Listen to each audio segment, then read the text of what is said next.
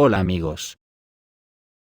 Desde el propio Estados Unidos nos llega una noticia dada por el coronel Douglas McGregor, que va a convulsionar todas las estructuras propagandísticas de la OTAN.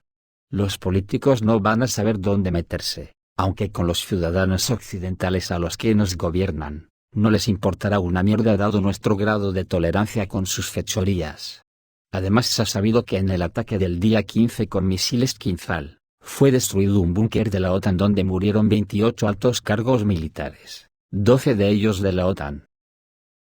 El asunto es el siguiente. Hace varios días, leí en algunos portales de Telegram, que Estados Unidos había sufrido una filtración de documentos muy sensibles para la OTAN y Occidente en general, y que todos los servicios secretos de la OTAN estaban intentando evitar que se publicaran en la red, pero aún no conocían al filtrador.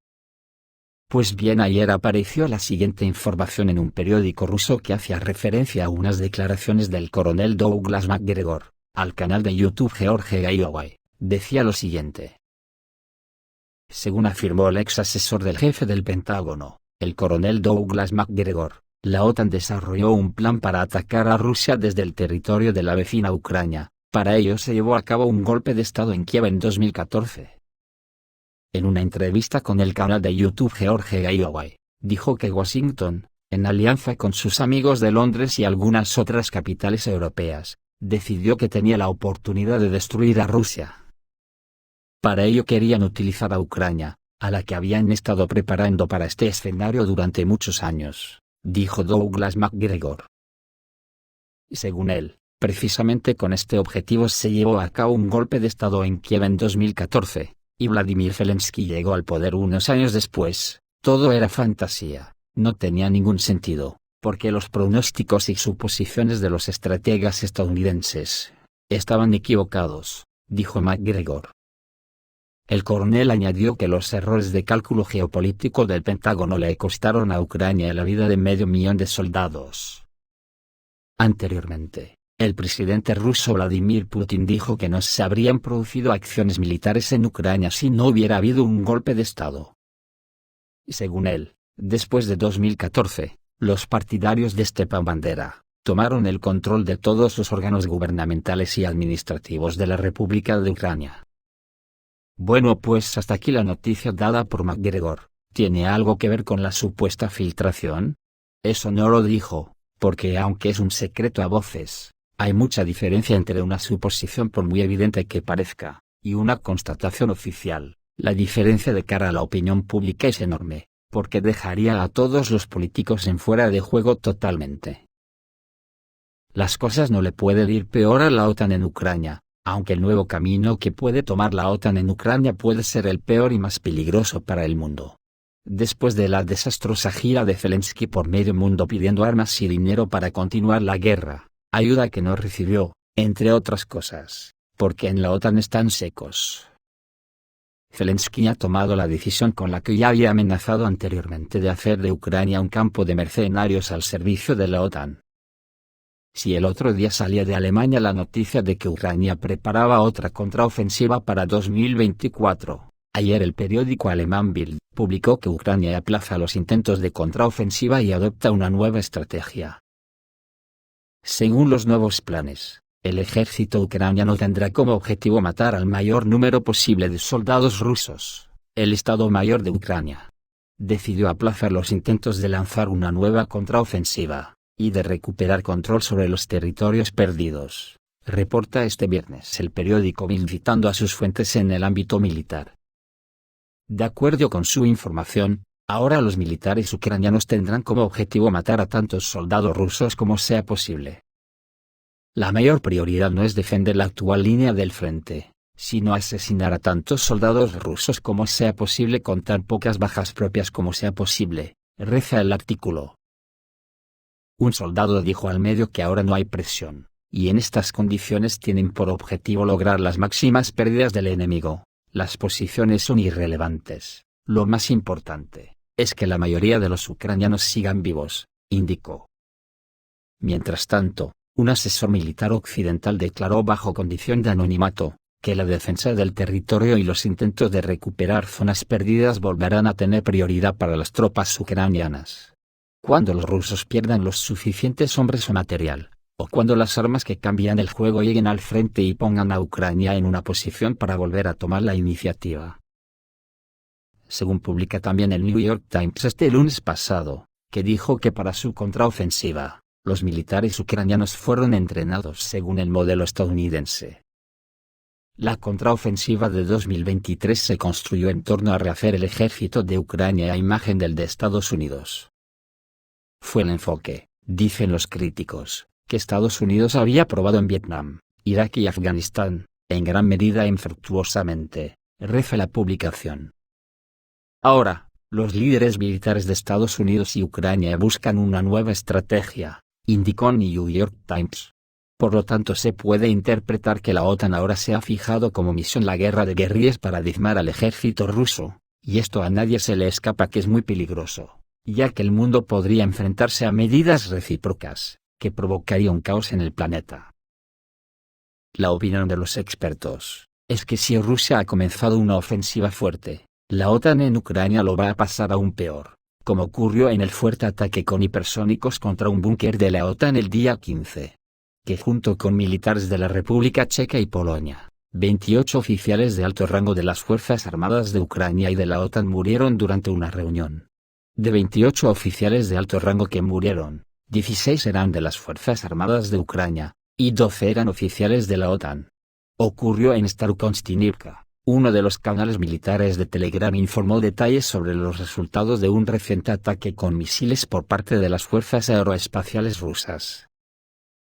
Según datos preliminares, murieron todos los oficiales de la OTAN, principalmente de la República Checa y Polonia. El 14 de diciembre las fuerzas aeroespaciales rusas lanzaron un ataque con misiles contra el aeródromo de Starokonstinivka. Luego se informó que la instalación militar fue volada en pedazos. Al mismo tiempo, a pesar de todos los intentos de la OTAN de ocultar las pérdidas, resultó que los oficiales de la OTAN podrían haber sido atacados. En Starokonstinivka hay otro ataque de Kinzhar en un búnker con oficiales de la OTAN de la República Checa y Polonia, y posiblemente de Alemania. Por ahora, esto es todo lo que se sabe con certeza. Ya el viernes por la noche se conocieron los detalles de la llegada. Así, se informa que el 14 de diciembre llegaron a Starokonstinivka 3 vehículos aéreos no tripulados. Todos ellos fueron derribados por la defensa aérea ucraniana. Sin embargo, el ataque no terminó ahí. A continuación, 3 Calibre y un Daga volaron a la instalación militar. El misil hipersónico estaba destinado a un búnker enterrado en el que se encontraban en ese momento los oficiales de la OTAN. Después de su llegada, los oficiales del Servicio de Seguridad de Ucrania intentaron mantener la información lo más secreta posible, apagaron las comunicaciones celulares en el área del aeródromo y el búnker, y ahuyentaron a los extraños. Sin embargo, antes del ataque con misiles, el canal de Telegram informó que se sabía con certeza que 28 oficiales de las Fuerzas Armadas de Ucrania desde coronel en adelante entraron al búnker, así como una docena de oficiales de la OTAN de la República Checa y Polonia. Según datos preliminares, todos murieron, resume el canal. Por su parte en Estados Unidos, los expertos de la empresa estadounidense de análisis e inteligencia privada Stratfor han publicado un análisis de lo que ocurrirá en Ucrania, si la Federación Rusa decide asaltar Odessa y Kiev. Dice que se destruirá entre el 40% y el 90% de Odessa y Kiev durante el asalto. Durante la liberación de la región de Odessa, la propia Odessa quedará parcialmente destruida, informan en su boletín periódico los expertos de la empresa estadounidense de análisis e inteligencia privada Stratfor. Según los analistas, el porcentaje de destrucción será el siguiente: infraestructura industrial 70%, infraestructura portuaria, hasta el 80%, infraestructura logística alrededor del 90%, parque de viviendas, en el mejor de los casos el 40%. Desafortunadamente, la captura de megaciudades de más de 1 millón de ciudadanos, sin mucha destrucción y pérdidas colaterales, es imposible en esta etapa del desarrollo de la ciencia militar. Para hacer esto necesitas ojivas especiales de neutrones, el uso de armas basadas en nuevos principios físicos, y el uso de complejos robóticos consumibles con inteligencia artificial, sistemas no tripulados de enjambre, etc. El Pentágono afirma oficialmente que tomar ciudades con una población de hasta 100.000 personas no representa un gran problema. La dirección del ejército estadounidense cree que no es difícil aislarlos por completo, estableciendo control de fuego en todo el territorio caerán, ya que no tienen suficientes suministros de material, medios técnicos y recursos para soportar una guerra seria, ni contingente de defensores durante mucho tiempo. La situación cambia si la ciudad alberga al menos entre 300 y 500.000 personas, o si es una zona fortificada o una red de ellas. Los militares estadounidenses nombran ejemplos. Creemos que todos recuerdan lo que queda de estas ciudades como Mosul, Basora, Alepo, los suburbios de Damasco, Grozny al final de la Segunda Guerra Chechena. Y en el conflicto actual, Artyomovsk, Bakhmut, Mariupol, Mariinka, y la Gaza palestina. Según los expertos de Stratford, el problema de los asaltos a las ciudades en nuestros días se ha agravado en gran medida debido a la reducción del umbral de daños colaterales aceptables, explican expertos militares independientes. El ejército puede simplemente arrasar una ciudad de la faz de la tierra con bombardeos aéreos y de artillería masivos, pero tiene que entrar en las ciudades. En las zonas urbanas, un ejército menos equipado técnicamente, e incluso irregulares con armas automáticas, granadas, lanzagranadas, mampads y sistemas de misiles antitanque puede crear enormes problemas incluso para las tropas más tecnológicas. Hasta ahora, no hay un solo ejemplo en el que una ciudad haya sido completamente limpiada de civiles, y solo después de eso, los oponentes lucharon en ella como un caballero.